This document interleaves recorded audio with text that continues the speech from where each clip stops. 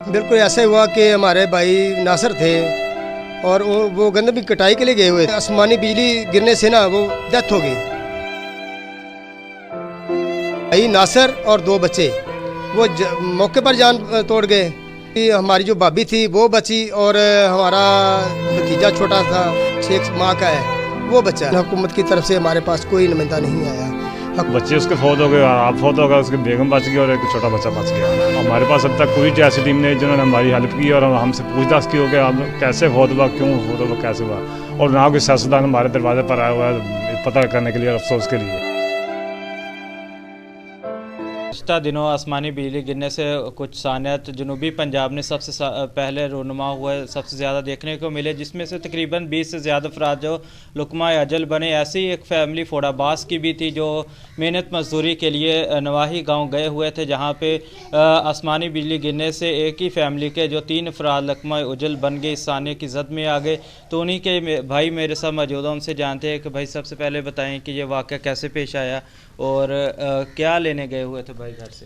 جی بالکل ایسا ہوا کہ ہمارے بھائی ناصر تھے اور وہ گندم کی کٹائی کے لیے گئے ہوئے تھے۔ وہ بارش ہوئی، وہ وہاں سے نکلے، بھائی چلو گھر چلتے ہیں۔ وہاں سے نکلے تو ان کے آسمانی بجلی گرنے سے نا وہ ڈیتھ ہو گئی۔ 5 افراد تھے موٹر پر۔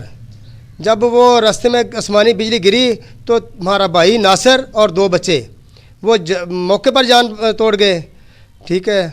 اس کی ہماری جو بھابھی تھی وہ بچی اور ہمارا بھتیجا چھوٹا تھا 6 ماہ کا ہے وہ بچہ ہے۔ تو اس کو ہم نے یعنی کہ ادھر فوڈا باس لائے اور اس کا جنازہ کرایا، لیکن حکومت کی طرف سے ہمارے پاس کوئی نمائندہ نہیں آیا۔ حکومت کی طرف سے میری یہ گزارش ہے کہ جو بچے ہیں، جو ہماری بھابھی بچی ہے یا اس کا بچہ بچا ہوا ہے، اس کے لیے کوئی یعنی کہ نا ہمارا اس کا تعاون کریں۔ بالکل ان کا یہی کہنا ہے کہ جو بچے بچ چکے ہیں ان کے لیے مالی معاونت کی جائے۔ اس واقعے جو عینی شاہدین ہیں بھائی وہ بھی ہمارے ساتھ موجود ہیں، ان سے بھی جانتے ہیں کہ بھائی یہ بتائیے گا کہ یہ سارا واقعہ کیسے پیش آیا؟ جی میرا نام محمد جوید ہے۔ ہم دونوں گندم کی کٹائی کر رہے تھے، وہ اپنے گھر آ رہا تھا، واپسی میں اپنے گھر جا رہا تھا۔ جب 2 سکسار کے نزدیک پکی پر پہنچا تو قبرستانوں کے نزدیک بجلی کٹ گئی اور اس کے اوپر گری۔ موٹر سائیکل پر 5 آدمی آ رہے تھے، اس کی بیگم آ رہی تھی، 3 اس کے بچے تھے۔ وہ 2 بچے اس کے فوت ہو گئے، آپ فوت ہو گئے، اس کی بیگم بچ گئی اور ایک چھوٹا بچہ بچ گیا۔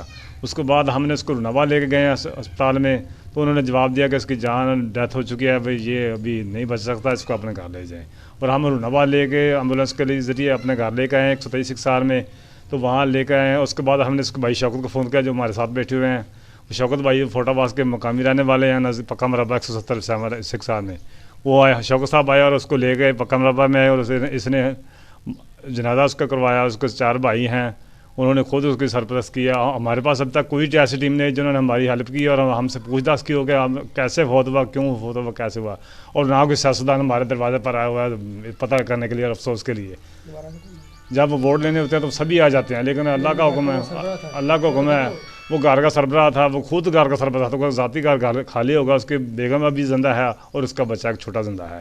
ہماری حکومت سے التماس ہے کوئی اس کی رہنمائی کے لیے کچھ نہ کچھ امداد کریں۔